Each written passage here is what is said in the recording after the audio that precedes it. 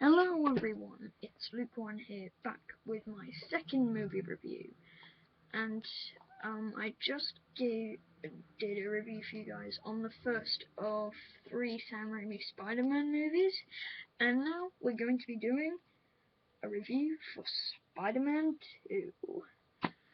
This was the second of 3 Sam Raimi Spider-Man movies, and boy is this a sick movie.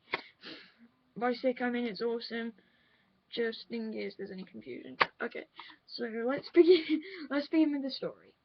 So the story begins around two years and a month post the events of Spider-Man 1, with, in this movie, Peter going through a identity crisis between being himself and being the superhero that we all know and love, Spider-Man.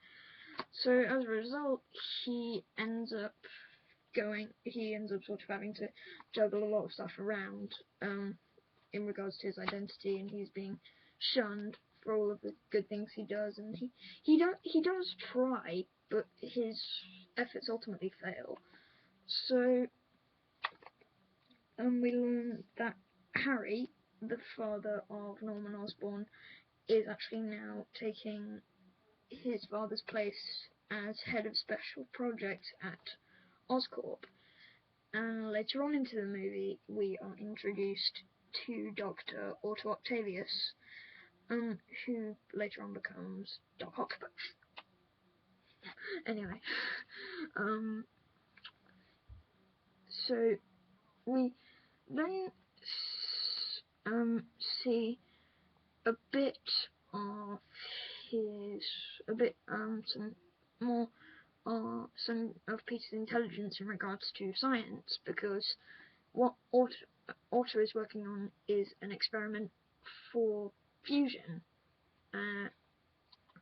He's working on a sun generator, and in a test of the experiment in Oscorp, things go a tad wrong, and Otto's wife, Rosie, spoilers, ends up getting killed because Otto's experiment ends up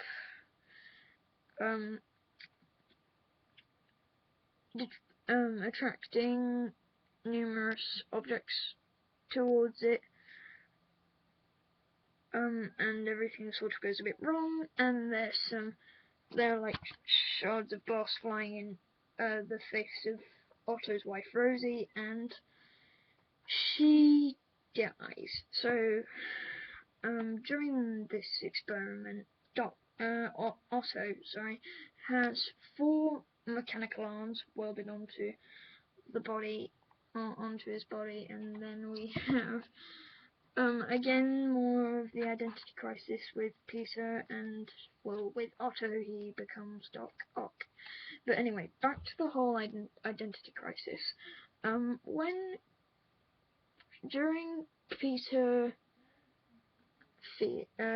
becoming more and more frustrated with trying to balance his personal life and his life as Spider-Man, he eventually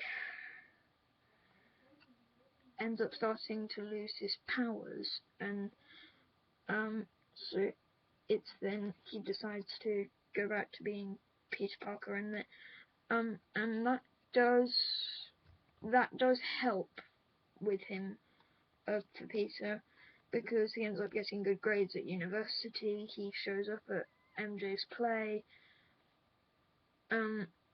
He's showing up everywhere and being as reliable as can be.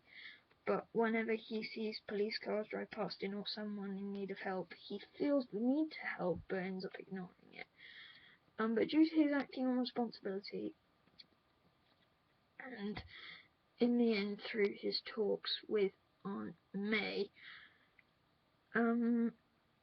you have Peter returns to his ways as Spider-Man, and he regains his powers. And throughout certain scenes in the movie, depending on what Peter's doing, he ends up losing his powers sporadically, I guess. Like, for instance, during the first fight between Spider-Man and Doc Ock, Spider-Man tries to shoot a web and it doesn't come out of the wrist. And also his Peter's vision goes back to him needing the glasses. And with Otto in the final fight, he actually uses the lessons he got from both him and Aunt May, and he uses them to wake Otto up and make Otto see the things he's doing are wrong.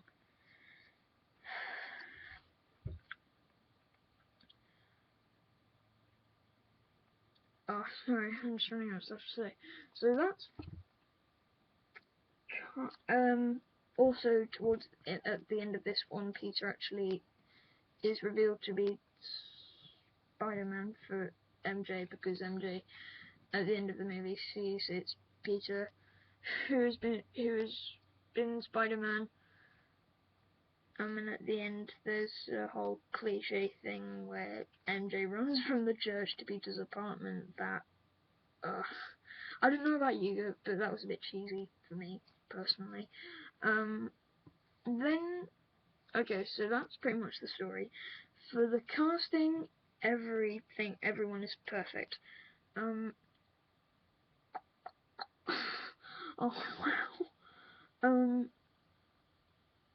Tobey Maguire, Kirsten Dunst, James Franco, Alfred Molina, Rosemary Harris, Cliff Robertson, and Orlan.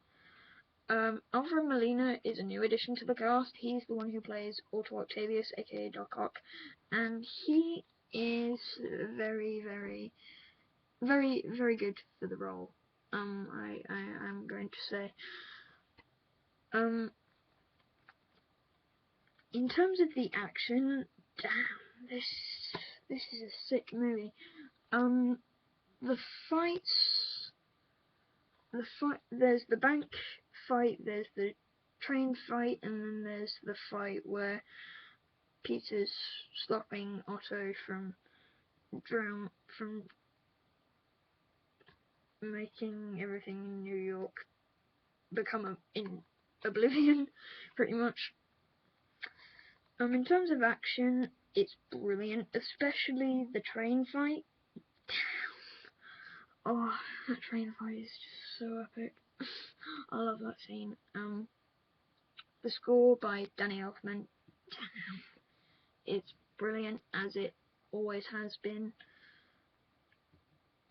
And overall, for Spider-Man 2, on my scale of poor, mediocre, good, great, excellent, I rate it at excellent.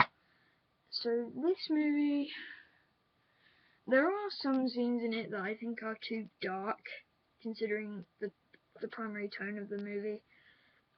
Like for instance that hospital scene where Doc Ock's arms go completely wild on the surgeons.